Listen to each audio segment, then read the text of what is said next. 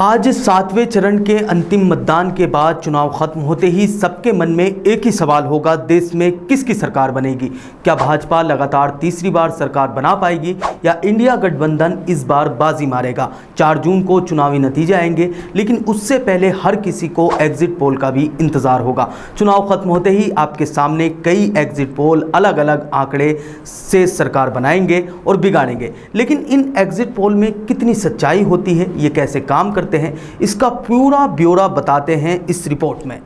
सबसे पहले समझते हैं ये एग्जिट पोल काम कैसे करते हैं, आंकड़े कहां से लाते हैं। एग्जिट पोल का काम प्राइवेट एजेंसियां करती है। ये ओपिनियन कई सर्वे संगठन, प्राइवेट न्यूज़ चैनल मिलकर करते हैं। इनमें वोटर से ही ये पूछा जाता है कि उन्होंने किस पार्टी या उम्मीदवार को वोट दिया है। एग्जिट पोल का मकसद चुनावों के रुझान के बारे में जानकारी देना होता है।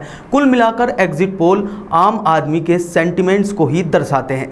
ये एजेंसीज मतदान कर चुके वोटरों से उनके पसंदीदा प्रत्याशियों, पार्टियों के बारे में जानकारी जुटाते हैं, जिसके बेस पर ही ये अपने आंकड़े तैयार करते हैं, जिसको एग्जिट पोल कहा जाता है। लोकसभा चुनाव के आखिरी बूथ पर वोटिंग खत्म होने के 30 मिनट बाद ही ये एग्जिट पोल जारी हो जाते हैं। खैर, अब जानते हैं ये एग्जिट पोल कितने सटीक होते हैं। CIDS की रिपोर्ट के अनुसार 1998 के लोकसभा चुनाव के कराए गए एग्जिट पोल अनुमान तकरीबन सटीक रहे थे। वहीं 1999 के चुनाव में ये ज़रूरत से ज़्यादा अनुमान रहा था। किसी ने भी चुनाव में भाजपा की जीत को लेकर अनुमान नहीं लगाया था, मगर नतीजे आने के बाद केंद्र में भाजपा की अगुवाई वाली NDA गठबंधन की सरकार बनी थी। फिर 2004 में भी ऐसा ही कुछ देखने को मिला था। 2004 के नतीजों में सभी चुनावी पंडितों को चौंका दिया था। CIDS की रिपोर्ट के अनुसार कांग्रेस की अगुवाई वाले गठबंधन को उस समय पूरी तरह से कमतर बताया जा रहा था। उस वक्त कहा गया था कि भाजपा की अगुवाई वाली महागठबंधन यानी NDA सत्ता में वापसी कर रही है। हालांकि चुनावी नतीजों के बाद कांग्रेस ने सरकार बनाई थी। 2004 का चुनाव ऐसा था जिसमें एग्जिट पोल को ही एग्जिट कर दिया गया था। इसके बाद 2009 में भी एग्जिट पोल कामयाब नहीं रहे थे। लोकसभा चुनाव 2009 के नतीजों से पहले सभी एग्जिट पोल कांग्रेस की सरकार नहीं बनवा रहे थे।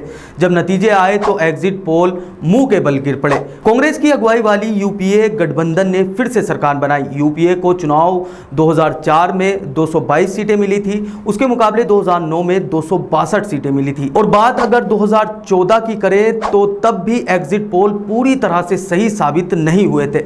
2014 के लोकसभा चुनाव में चुनावी पंडितों ने NDA को 257 से लेकर 300 सीटों के जीतने का अनुमान लगाया था, मगर NDA ने सबको चौंकाते हुए 336 सीटें जीती थी। कुछ एग्जिट पोल्स में कांग्रेस की सरकार भी बनती दिख रही थी, मगर तब कांग्रेस को महज 44 सीटें मिली थी। 2019 में भी एग्जिट पोल गलत साबित हुए थे। 2019 में ज्यादातर एग्जिट पोल्स NDA को करीबन 285 सीट मिलने का अनुमान बता रहे थे, मगर जब नतीजे सामने आए तो ये अनुमान कहीं आगे निकलकर नहीं रह गए। इस चुनाव में NDA को 353 सीटों पर जीत हासिल हुई। भाजपा ने अकेले 300 सीट जीत ली थी, वहीं कांग्रेस को कुल 52 सीटें मिली थी। खैर, 1999 से लेकर 2019 तक 5 लोकसभा चुनाव में एग्जिट पोल सटीक तो नहीं रहे हैं।